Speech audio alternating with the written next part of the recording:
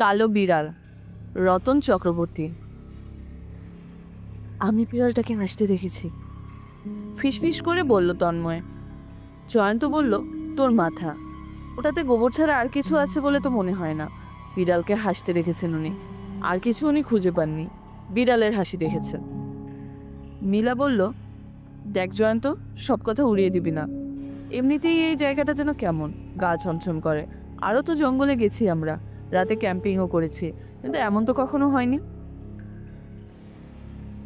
ওরা 5 জন বেড়াতে এসেছে কাঞ্চনগড়ের জঙ্গলে, গারো পাহাড়েরই একটা অংশ এলাকাটা। ওরা তন্ময়, জয়ন্ত, লিজা, মিলা আর সুজন। এর মধ্যে সুজন আর মিলা স্বামী স্ত্রী, প্রেমের বিয়ে। প্রত্যেকেই প্রত্যেকের বন্ধু। সুজন আর মিলার বিয়ে হয়েছে বেশি দিন হয়নি, এটা ওদের হানিমুন বলা যেতে পারে। জঙ্গলের মধ্যেই একটা বড় কাঠের বাংলো, অদ্ভুত সুন্দর। একটা টিলার উপর বাংলোটা, চারপাশে জানা অজানা ফুলের গাছ। বাংলোর পাশে একটা কাঁঠালি চাপা ফুলের গাছ। বাংলোতে এসে অবধি কালো বিড়ালটাকে দেখেছে সুজন। অন্য সব বিড়ালের চেয়ে একটু বড়ই বটে, চাহনিটাও অদ্ভুত। কিন্তু ওটা হাসবে কেমন করে? পশু পাখি হাসে নাকি? তন্ময়টার মাথা খারাপ হয়ে যাচ্ছে নাকি? বাংলোর কেয়ারটেকার কাম বাবুর্চি হাসেম আলীর আচরণ অদ্ভুত। সারাক্ষণ চাদরে শরীর মাথা আর মুখ জড়িয়ে রাখে। হুটহাট যখন তখন চলে আসে আর কথা বলে চমকে দেয়। হয়তো ওরা বারান্দায় বসে কথা বলছে, হঠাৎ ওদের চমকি দিয়ে হাসেম আলী ফ্যাসফ্যাসে গলায় জিজ্ঞেস করবে, কিছু লাগবে স্যার? কখন এলো, কেমন করে এলো, টের পায় না ওরা। রাতে অদ্ভুত একটা ঘটনা ঘটেছে।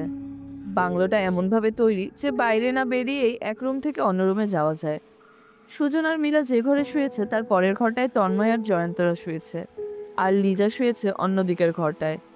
2 দিকেই একটা করে দরজা আছে অন্য ঘরগুলোতে যাওয়ার। রাত প্রায় 3টা, দরজায় টোকা পড়ল।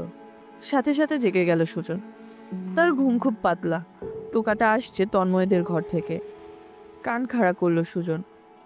হ্যাঁ, ওদের ঘর থেকেই কেউ দরজায় টোকা দিচ্ছে। বালিশের কাছ থেকে টর্চটা নিয়ে দরজার দিকে এগোলো সে। এখানে যদিও জেনারেটরের বিদ্যুতের ব্যবস্থা আছে, তবু রাত 11টার সময় জেনারেটর বন্ধ করে দেওয়া হয়। দরজা খুলতেই টর্চের আলো পড়ল তন্ময়ের মুখে। তাকে বিস্মিত দেখাচ্ছে। সে ফিসফিস করে বলল, আয়, একটা জিনিস দেখাবো। কি? তন্ময় বলল, আয় তো আগে। হাত ধরে টেনে নিয়ে এলো ওদের ঘরের মধ্যে। বারান্দায় যাবার দরজাটা ভেজানো, ওটা খুলে পা টিপে টিপে ওরা চলে এলো হাসেম আলীর ঘরের কাছে। দরজাটা লাগানো, জানালা বন্ধ, তবে নিচ দিয়ে 2 ইঞ্চির মতো ফাঁক, সেটা দিয়ে আলো আসছে। বাইরে নিকষ কালো অন্ধকার, কনকনে শীত। কেঁপে কেঁপে উঠল সুজন। তন্ময়ের ইশারায় চোখ রাখলো জানালার ফাঁকে। সাথে সাথে চমকে উঠল। একটা কুচকুচে কালো দশাশয় লোক বসে আছে খাটে। পাশে বসে আছে হাসেম আলী। দুজনেই কথা বলছে। কালো লোকটার চোখ দুটো ধকধক করে চলছে। বিশাল মুখ, থ্যাবড়ানো নাক, মুখটা কেমন চেনা চেনা লাগছে। মাথায় চুল নেই বললেই চলে। বিশাল বুড়ি কাঁপিয়ে ঠাটা হেসে উঠছে মাঝে মাঝে। সুজন চোখ সরিয়ে নিল, সোজা হয়ে দাঁড়ালো। তন্ময় ওকে হাত ধরে ওর ঘরে নিয়ে এলো। দরজা বন্ধ করে ওরা দুজনে খাটে বসলো। তন্ময় বলল, চেহারাটা চেনা চেনা লেগেছে তোর? সুজন বিস্ময়ের সাথে বলল, হ্যাঁ, কিন্তু। তন্ময় বলল, কালো বিড়ালটার সাথে ওর চেহারার অদ্ভুত মিল। সুজন চমকে উঠল, তাই তো? তন্ময় ঠিক বলেছে। তার মানে সত্যি সত্যি তন্ময় বিড়ালটাকে হাসতে দেখেছে। চিন্তায় পড়ে গেছে সুজন। তার মানে বিড়াল আর ওই লোক একই জিনিস, নাকি তন্ময়ের বিভ্রম? বুঝতে পারছে না সুজন। এখন কি করবে তাও জানে না। 2 দুপুরের পর ওরা জঙ্গল দেখতে বেরিয়েছে। মীরা আগে আগে হাঁটছে, ছেলেরা পেছনে। 3 জনেই ফিসফিস করে কথা বলছে। সুজন আর তন্ময় জয়ন্তকে রাতের ঘটনা বলেছে, আর বিড়ালের হাসি দেখাটা যে অমূলক নয় সেটাও বোঝাচ্ছে। জয়ন্ত বলল, তার মানে তোরা বলতে চাস ওই বিড়ালটা একটা মানুষ? মানে ওই মানুষটাই বিড়াল, কিংবা ওটা একটা পিশাচ? সুজন বলল, আসলে বুঝতে পারছি না। জয়ন্ত বলল, দাঁড়া, একটা বুদ্ধি এসেছে মাথায়, আমাকে একটা খাঁচা জোগাড় করে দে। তন্ময় জিজ্ঞাসা করলো, খাঁচা দিয়ে কি করবি? জয়ন্ত বলল, দেখ না কি করি, আগে তো একটা খাঁচা দিয়ে। সুজন বলল, এমন কোনো কঠিন কাজ না এটা। বাংলোর পিছন দিকে দুটো ছোট লোহার খাঁচা পড়ে থাকতে দেখেছি আমি। জয়ন্ত বলল, তাহলে চল, কাজ শুরু করে দিই।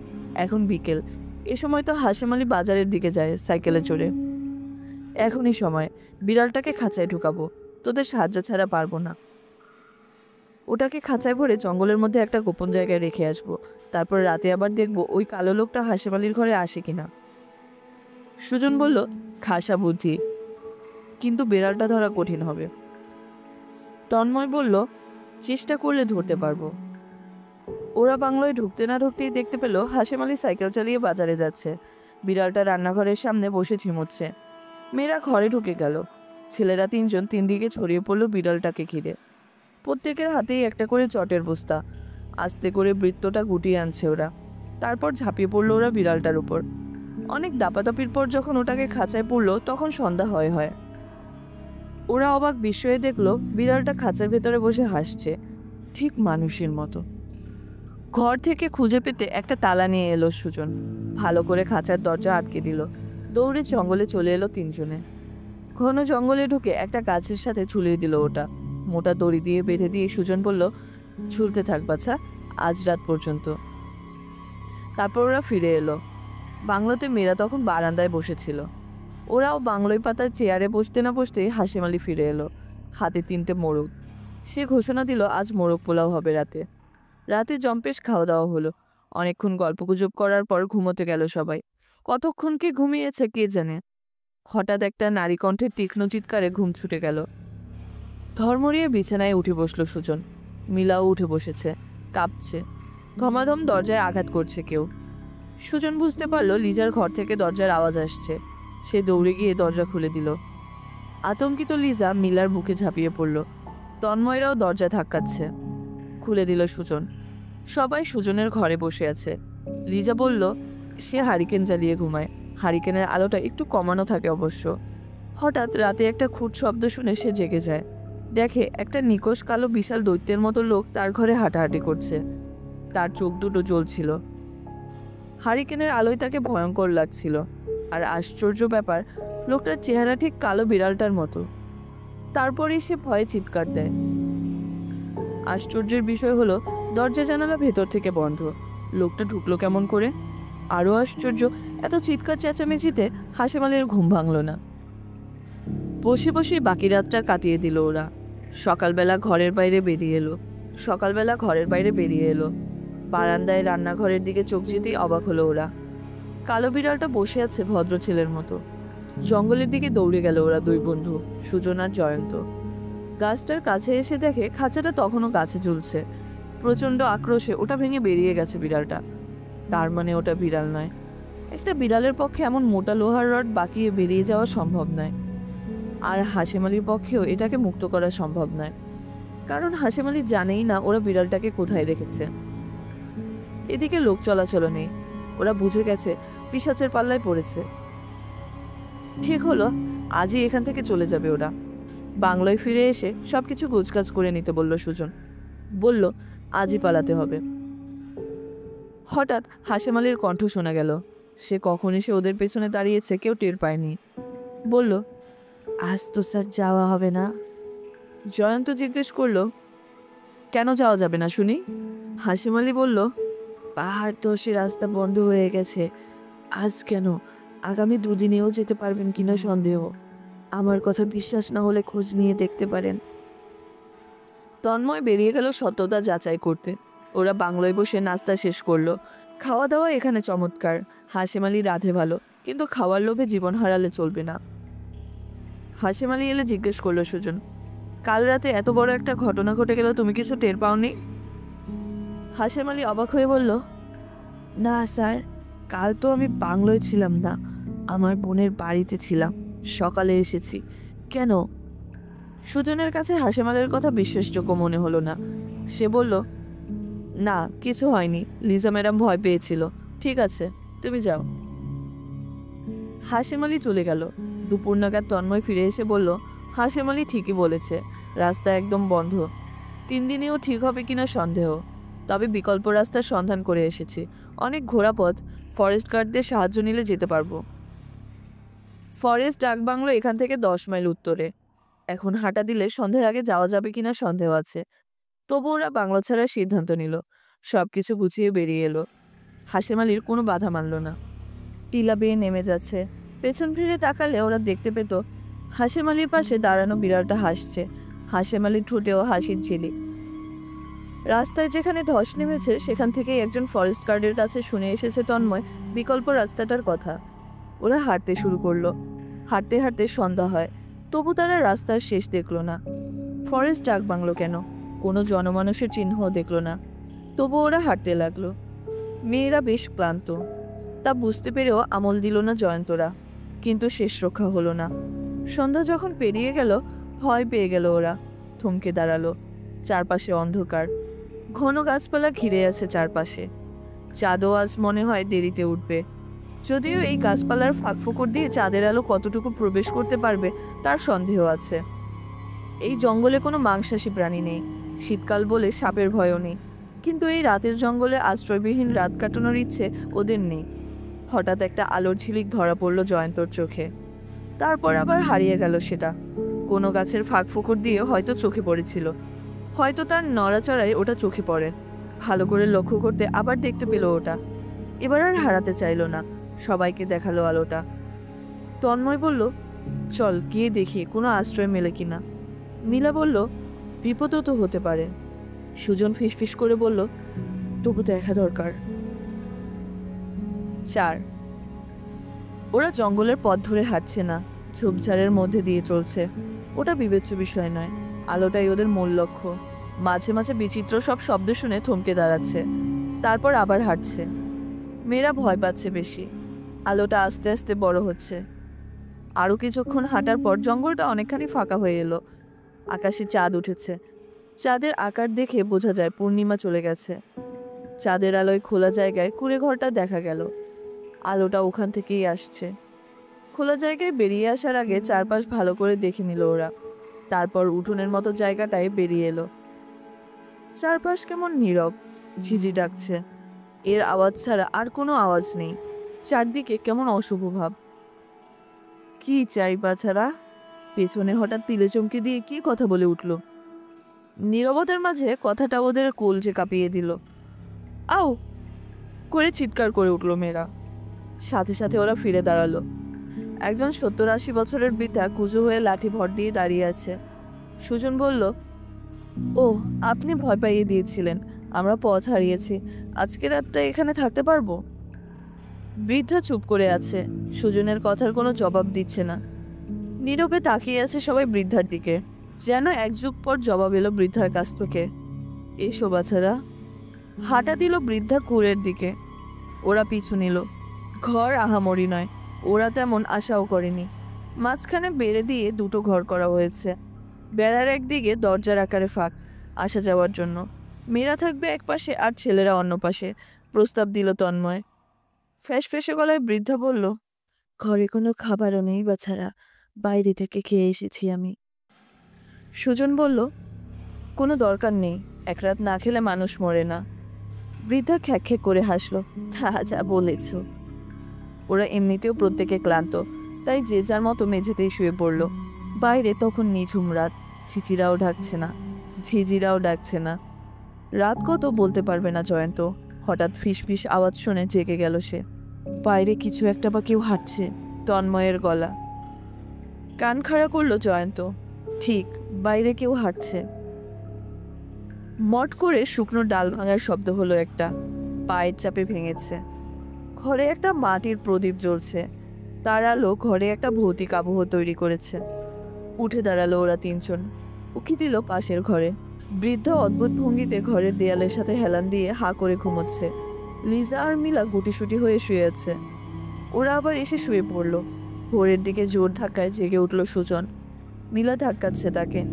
জেগে উঠে বসতেই মিলা বলল, লিজা নেই। সুজন হাই তুলতে তুলতে বলল, হয়তো বাইরে গেছে, ন্যাচারাল কল। মিলা বলল, কিন্তু একা একা যাবে না, আমাকে নিয়ে যাবার কথা। সুজন বলল, হয়তো টাকার সময় পায়নি। মিলাকে চিন্তিত দেখালো। সে বলল, খোঁজা দরকার।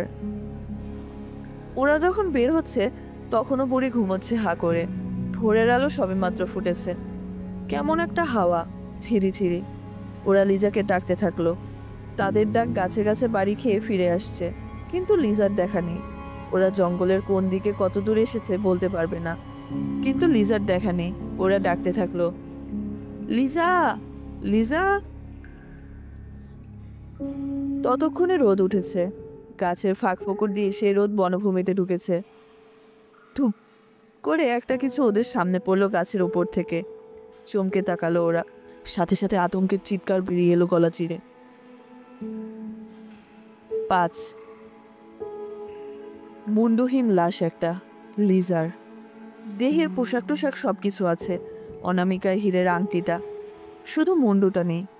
কেউ যেন প্রচণ্ড আক্রোশে ওটা ছিঁড়ে নিয়েছে।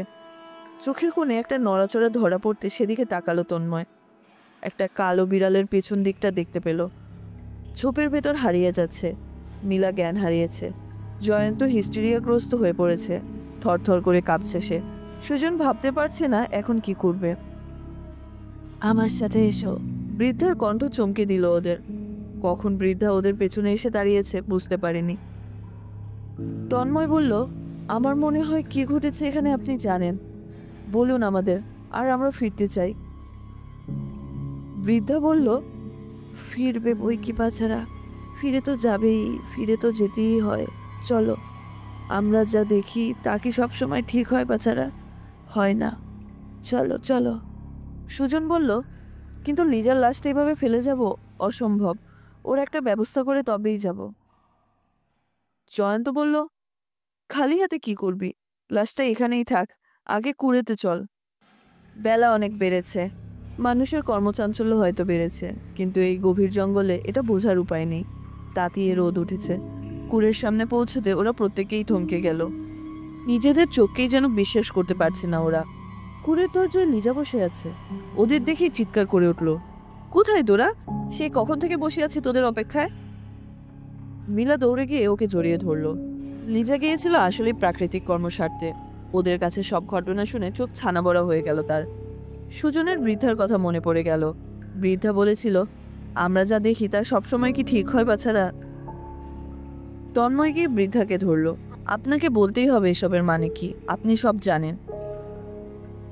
মঙ্গু ছিল আমার একমাত্র সন্তান, শুরু করলো বুড়ি।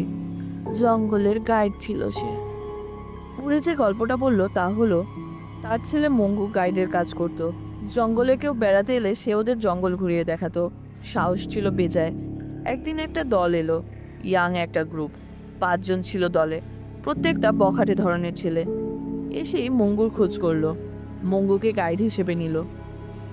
মঙ্গুর একটা পোষা বিড়াল ছিল, কালো কুচকুচে। ওটা সবসময় তার সাথে থাকতো। বখাটেদের মধ্যে একজন বিড়ালটাকে খুব ভয় পেল। সে চিৎকার করে বলেছিল, ওটা আমার কাছ থেকে দূরে রেখো মঙ্গু। ওরা মঙ্গুকে এমন একটা প্রস্তাব দিল যা মঙ্গুর পক্ষে মেনে নেওয়া সম্ভব ছিল না। ওরা মঙ্গুকে প্রস্তাব দিল উপজাতিদের একটা মেয়ে ওদের চাই। মঙ্গু মানা করে দিল, কিন্তু ওরা নাছোড়বান্দা। নিজেরাই রাতে বাংলোতে একটা মেয়ে নিয়ে এলো। বাধা দিলে মঙ্গু ওদের সাথে হাতাহাতি, কথা কাটাকাটি এসব দেখে তেড়ে এসেছিল মঙ্গুর বিড়ালটা। ওটাকে প্রথমে গলা টিপে খুন করলো একজন, অন্যজন ছুরি ঢুকিয়ে দিয়েছিল মঙ্গুর পেটে। সেখানেই মরে গেল মঙ্গু। কিন্তু ওদের একটাকেও পালাতে দেয়নি মঙ্গু। কখনো বিড়াল আর কখনো নিজ রূপে আবির্ভূত হয় সে। সেই থেকেই জঙ্গলে যে বা যারাই আসে তাদের এক এক করে খুন করে সে। মাঝে মাঝে বৃদ্ধা মায়ের কাছে আসে সে। গায়ের লোক ভয় পায়, তারা সবাই মিলে তাড়িয়ে দিয়েছে বুড়িকে। তাই এই বৃদ্ধা এখন এই জঙ্গলের মধ্যে একা বাস করে। ওরা সবাই ঝিম মেরে শুনল বৃদ্ধার কাহিনী। উন্মোচিত হলো কালো বিড়াল রহস্য। কিন্তু এই পিশাচের হাত থেকে রক্ষা পাবার উপায় কি? কোনো বুদ্ধি ওদের মাথায় আসছে না। তন্ময় বৃদ্ধাকে বলল, আপনি আমাদের বাঁচান। বৃদ্ধা বলল, আমার কিছু করার নেই, নিজের চেষ্টায় বাঁচো। 6 ওরা বেরিয়ে এলো কুড়ে থেকে। বেলা তখন দুপুর। আবার জঙ্গলে ঢুকলো ওরা। লিজা আগে আগে হাঁটছে, যেন সে সব কিছু চেনে। ওরাও কোনো কিছু না ভেবে লিজার পিছু নিল। অনেকক্ষণ হেঁটেও ফরেস্ট বাংলোর হদিস পেল না। দেখতে দেখতে বেলা পড়ে এলো। তারপরই ঝপ করে নামলো সন্ধ্যা। কোথায় যাবে কি করবে বুঝে পেল না কেউ। লিজা বলল, আমার সাথে এসো। সকালে হাঁটতে বেরিয়ে একটা জায়গা আমি দেখে এসেছি, জায়গাটা নিরাপদ। সুজন বলল, কি সব বলছো? এই অন্ধকারে তুমি জায়গাটা চিনবে কেমন করে? লিজা বলল, এসোই না। ওরা বিহবলের মতো চলল লিজার পিছু পিছু। অনেকক্ষণ পর যেন বা এক যুগ পর ওরা আরেকটা খোলা জায়গায় বেরিয়ে এলো। চাঁদের আলোয় মাটি সাদা দেখাচ্ছে। জায়গাটার মাঝখানে একটা গোলাকার দেয়াল, প্রায় 4 হাত উঁচু। দেখেই চিনল ওটা একটা কুয়া, অবশ্যই পরিত্যক্ত। এমন কূপ তার নানা বাড়িতে দেখেছে সুজন। থমকে দাঁড়ালো ওরা। হঠাৎ অনেক লোকের একসুরে বিলাপ করার আওয়াজ এলো। কান্নার আওয়াজ শুনে সুজনের হাত আতঙ্কে খামচে ধরল মিলা। শিউরে উঠল তন্ময় আর জয়ন্ত। লিজার বিকার নেই। তন্ময় কাপা গলায় জিজ্ঞেস করলো, কাঁদে কারা? লিজা বলল, এসো দেখে যাও। ওরা ভীত পায়ে এগিয়ে দেখলো কূপটার কাছে। উকি দিল। ভেতর থেকে একটা আবছা হলুদ জ্যোতি বের হয়ে আসছে। 5 জন লোক বসে বিলাপ করছে। অবাক হয়ে লিজার দিকে তাকালো ওরা, কিন্তু সাথে সাথে ভয়ের একটা শিহরণ বয়ে গেল ওদের দেহে। লিজা নেই। লিজার জায়গায় দাঁড়িয়ে আছে সেই কয়লা কালো লোকটা, যে বিড়াল হয়ে যায়। মঙ্গু, বৃদ্ধার ছেলে। হা হা অট্টহাসিতে ফেটে পড়ল পিশাচটা। এক ঝটকায় মাথার উপর তুলে ধরল তন্ময়কে, ছুঁড়ে দিল কূপের ভেতর। একটা আর্ত চিৎকার দিয়ে কূপের ভেতর হারিয়ে গেল তন্ময়। মঙ্গু এবার ফিরে তাকায় ওদের দিকে।